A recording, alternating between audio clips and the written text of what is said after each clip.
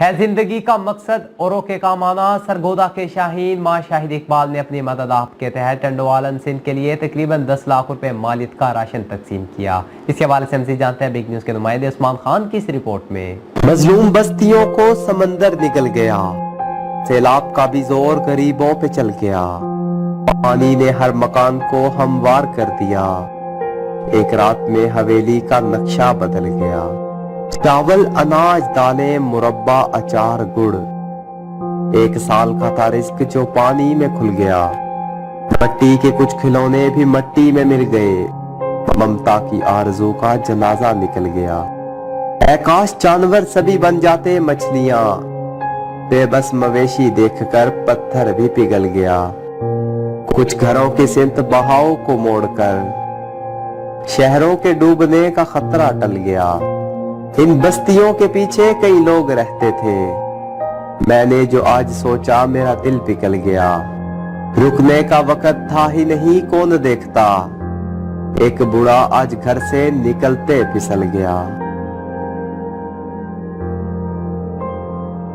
پرکھوں کی آج ہم کو بہت یاد آئی کیس، جن کی لاحت بھی پانی کا دریا نکل گیا۔ کچھ اسی حوالے سے درد دل رکھنے والوں کی بات کی جائے تو سرگودا کا ایک سپوت ماں شاہد اقبال کی چیف وارڈن سول ڈیفنس اسلام آباد سرگودا کی ہر دل عزیز شخصیت ہے، اصلاحی اور فلاحی کاموں میں بڑھ چڑھ کر حصہ لیتے ہیں اور انسانیت سے پیار کرتے ہیں۔ جہاں بہت سی تنظیمیں اور ادارے سیلاب زدگان کی مدد کے لیے مصروف عمل ہیں، وہیں ماں شاہد اقبال نے انفرادی طور پر سیلاب زدگان کی مدد کا بیڑا اٹھایا اور تقریباً 10 لاکھ روپے کا راشن، ادویات، خیمے اور پکا ہوا کھانا و دیگر اشیاء سیلاب زدگان میں تقسیم کی۔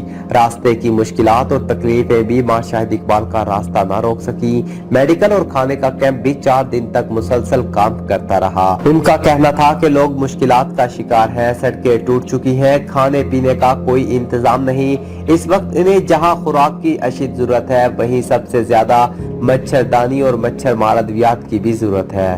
وہ لوگ کھلے آسمان کے نیچے بے بسی کی زندگی گزارنے پر مجبور ہیں۔ مچھر بہت زہریلا ہونے کی وجہ سے لوگ طرح طرح کی تکلیفوں میں مبتلا ہو رہے ہیں۔ وہ خود اس کا مقابلہ کر رہے ہیں لیکن اپنے جانوروں کو مچھردانی سے ڈھانپ کر رکھنے کی کوشش کر رہے ہیں تاکہ ان کی خوراک دودھ سے ان کا نظام زندگی چلتا رہے۔ جہاں مخیر حضرات سیلاب زدگان کی مدد کے لیے کوشاں ہیں، وہیں حکومت کو بھی چاہیے بیان بازی کرنے کے بجائے عملی اقدامات کیے جائیں تاکہ سیلاب زدگان میں متاثرہ افراد کی مدد ہو سکے۔ مقروض کے بگڑے ہوئے حالات کی مانند، مجبور کے ہونٹوں پر سوالات کی مانند، دل کا تیری چاہت میں عجب حال ہوا ہے، سیلاب سے برباد مکانات کی مانند۔ عثمان خان، بگ نیوز، سرگودا۔